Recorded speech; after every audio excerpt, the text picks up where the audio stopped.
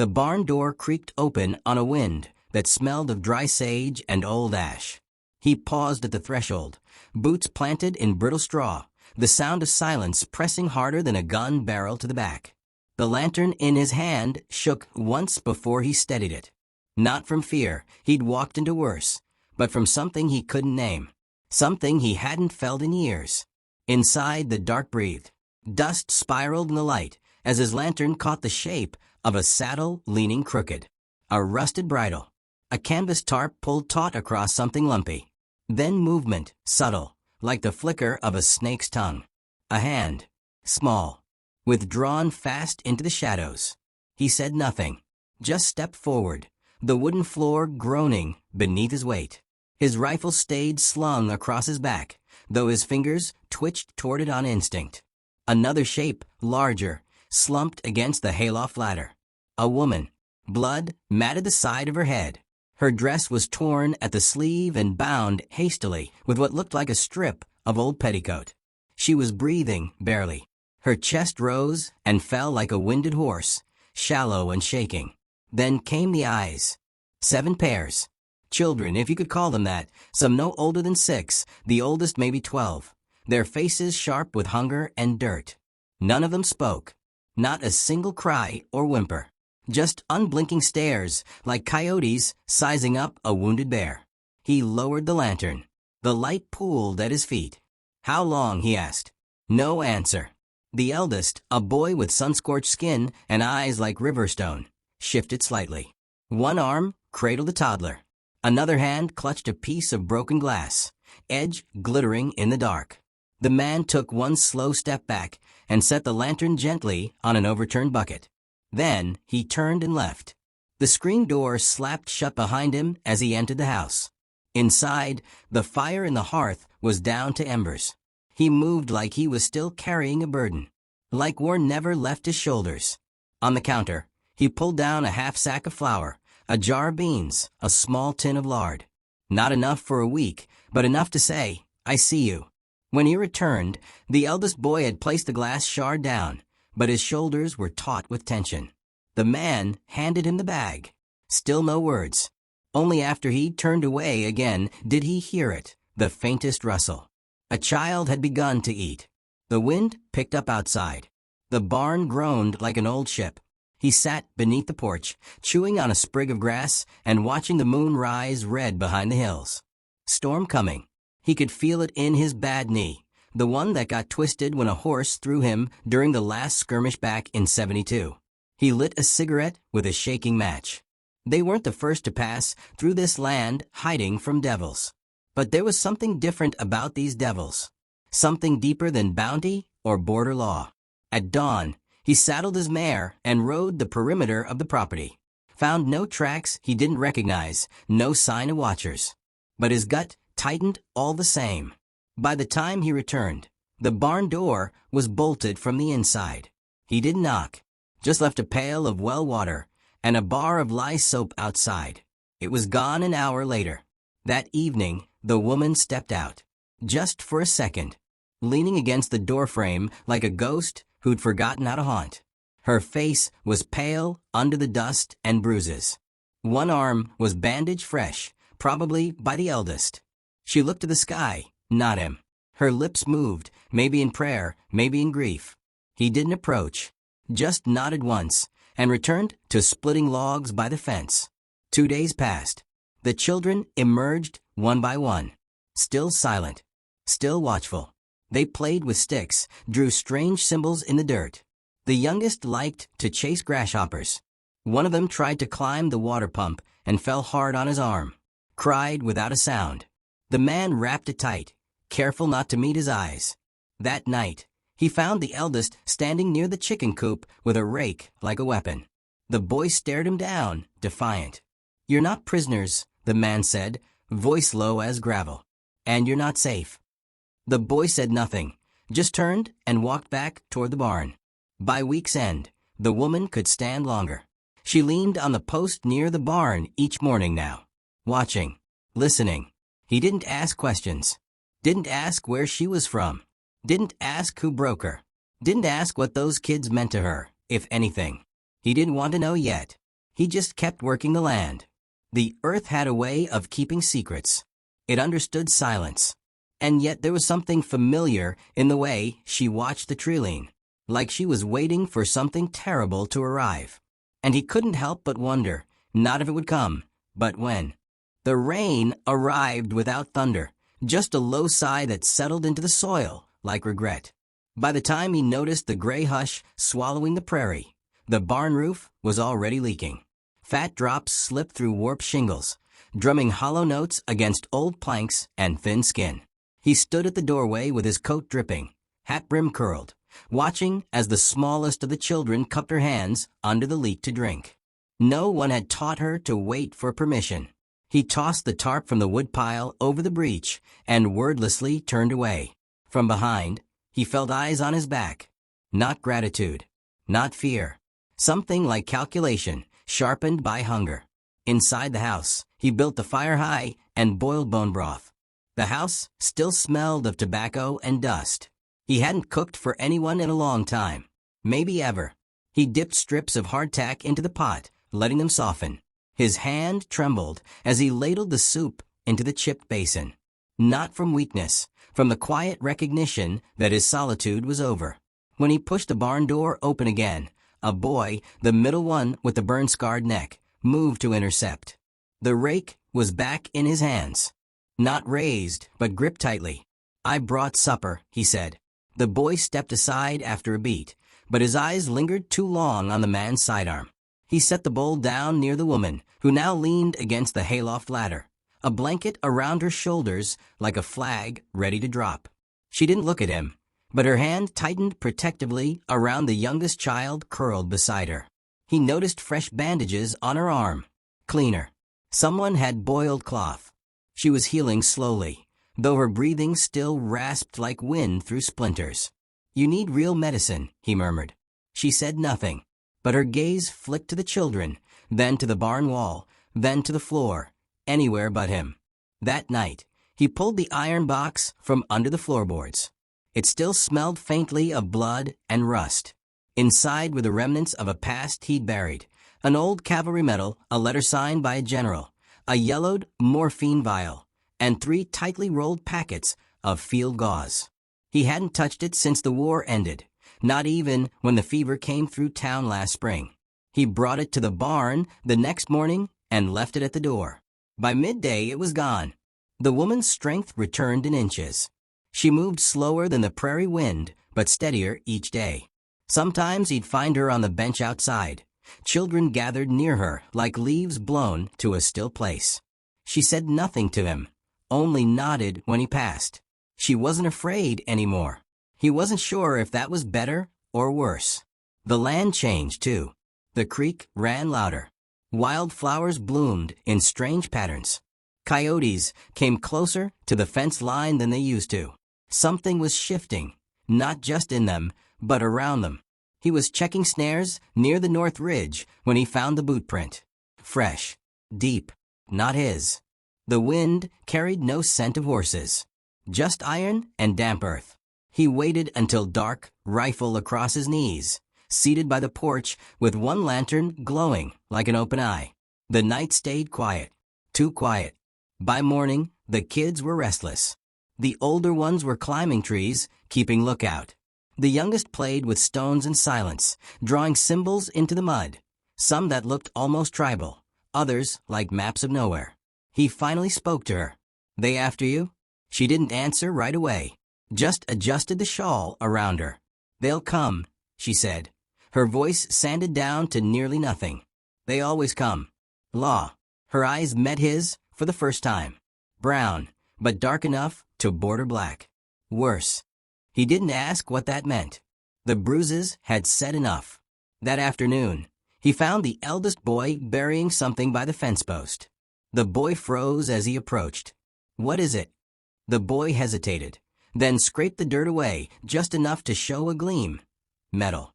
A badge. U.S. Marshal. The man's heart knocked once against his ribs like a warning drum. "You take that." The boy looked up, jaw tight. He didn't need it no more. He nodded once, said nothing. Together, they covered it again. That night, she came to his porch. Alone. She held a tin cup in both hands, sipping his coffee like a peace offering.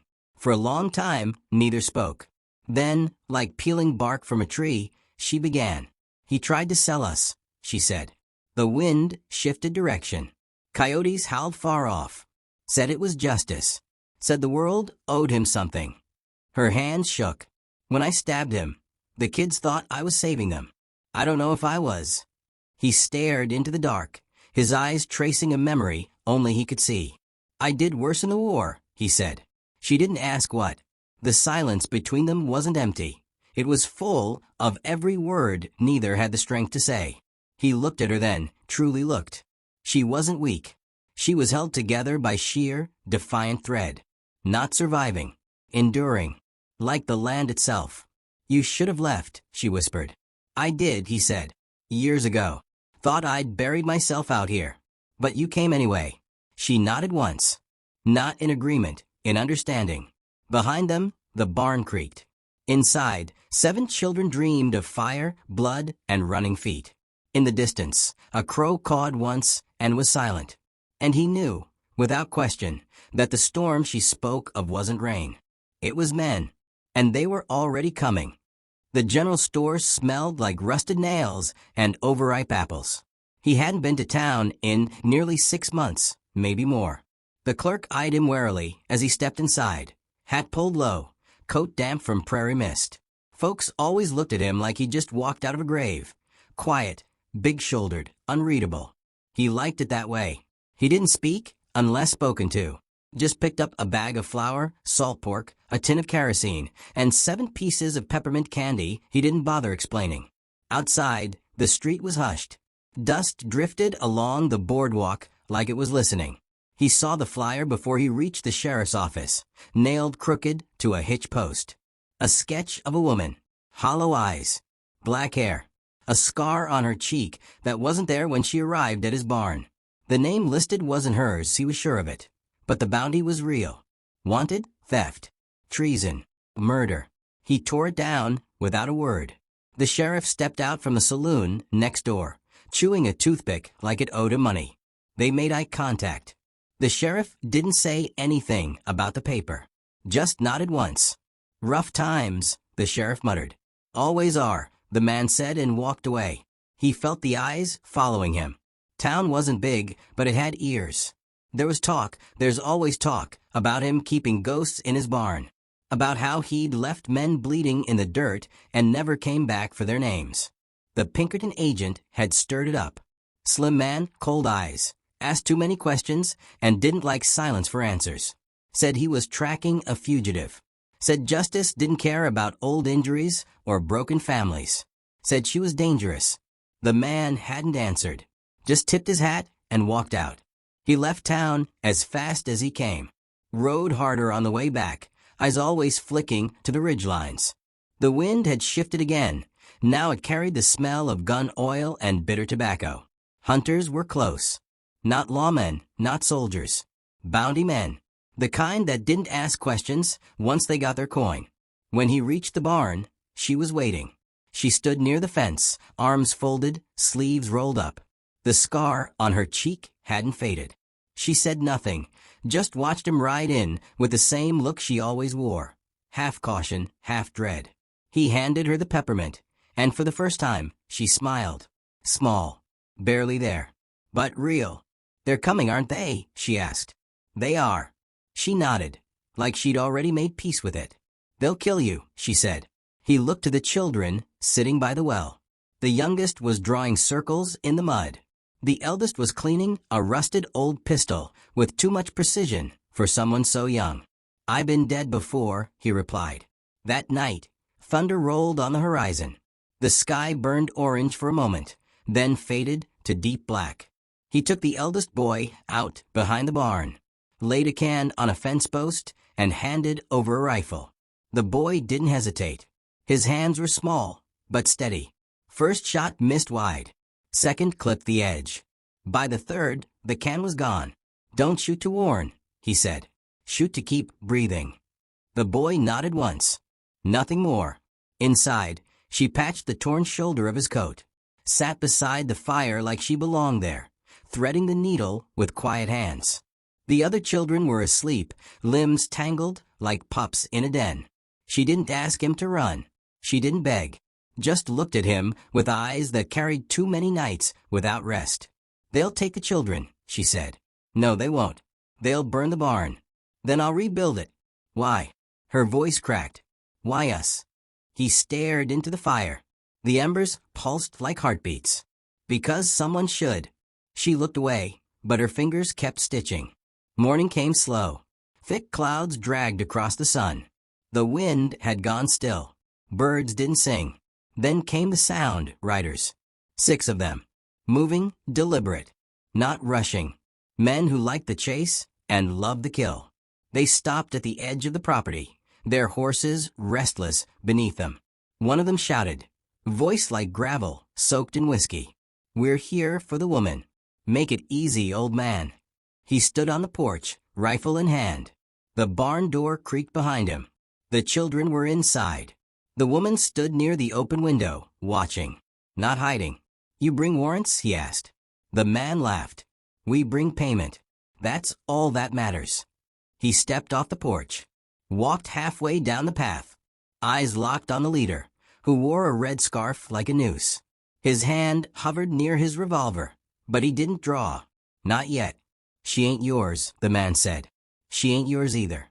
He smiled, but it didn't touch his eyes. "She is now." The first shot didn't come from him. It came from the barn, sharp, fast. The leader's hat flew off, and for a second, no one moved. Then the world exploded. Gunfire tore across the yard. He dropped low, rolling behind the trough. Fired once, twice, 2 riders down. Hooves screamed. Dust choked the air. The eldest boy kept firing from the hayloft window. The woman, he saw her, reloading with fingers slick from sweat. It was fast, brutal. No room for mercy. One of the riders made it to the porch before he fell. Another tried to run and caught a bullet through the back. When the smoke cleared, only the wind remained. Blood soaked into dry earth. 6 horses fled riderless. She came out last, holding one of the children close, eyes scanning for threats. "You said they wouldn't take them," she whispered. "They didn't." He leaned against the fence, breath ragged. A graze along his ribs burned like fire. She reached for him instinctively, then hesitated. He caught her wrist, gently. "Still think I should have let you go?" he asked. She didn't answer, just rested her forehead against his for a moment, brief, trembling, sacred. Inside the barn, the children were quiet. But they weren't afraid. He'd seen that look before, on soldiers after the last shot was fired. Not victory, not relief, just survival. And he knew this wasn't the end. Not yet. There would be more men, more blood, more reckoning. But tonight, they were still standing. And for the first time in a long, long while. That meant something. The bodies were gone by sunrise. He buried them out beyond the edge of his land, near the cottonwoods where no grass grew, marking the graves with stones and silence. He said no words over them, not out of cruelty, but because he'd spoken enough for men who hadn't earned a prayer. The woman stood at a distance, arms folded tight, watching him dig. One of the children clung to her skirt. The others sat on the porch in quiet rows, eyes on the horizon, waiting for something more, either hope or trouble, maybe both. When he came back to the house, she handed him water and didn't look away. Her fingers brushed his wrist, lingered longer than they needed to. "They won't stop," she said. "No," he agreed. "They won't." She bit her bottom lip, drew blood. "We can't run again." "You won't have to." He didn't say more. He didn't need to. By midday, the sheriff rode up alone, hat in hand, dust in his beard. His eyes looked like they'd seen too much, but still not enough to understand. "I heard what happened," the sheriff said.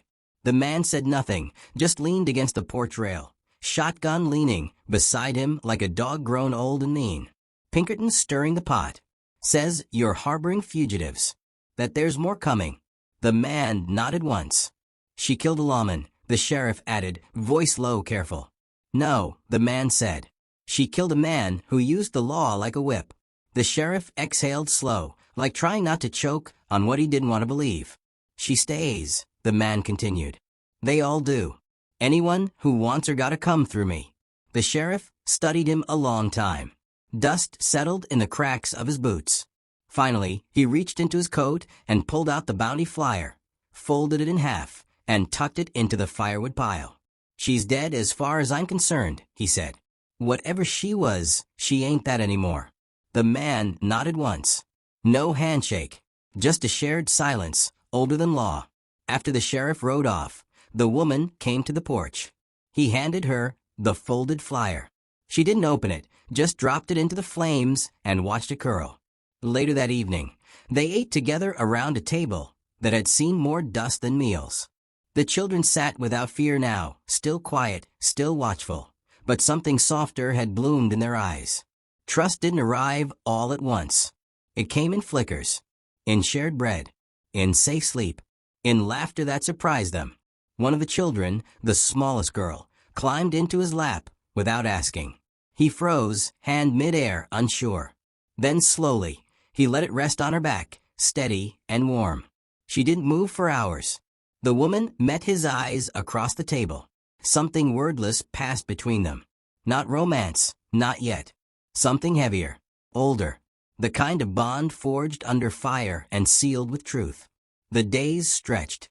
The land settled. He built a second coop. The children helped. They learned how to plant, how to shoot, how to listen to the wind for more than weather. But peace in the west never lasted. A week later, smoke rose on the far ridge. He saw it first. A thin gray line against the sky, like a match drawn across heaven. He didn't speak of it, just saddled the mare and rode to town.